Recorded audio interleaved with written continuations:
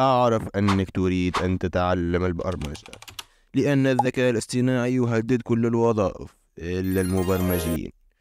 دقيقة قبل كل شيء، أقدم لكم نفسي. أنا أخوكم، كنت مثلكم قبل سنوات، أحب البرمجة ولا أملك حاسوب، وكل يوم أذهب أبحث في اليوتيوب ولا أجد كورس يشرح لي الأساسيات.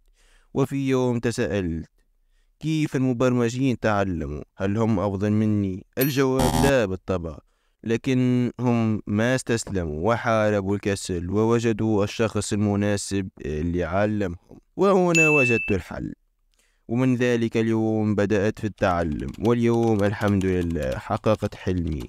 ولكن يوجد حلم آخر، وهو أن أساعد إخوتي وأعطيهم مفتاح المبرمجين.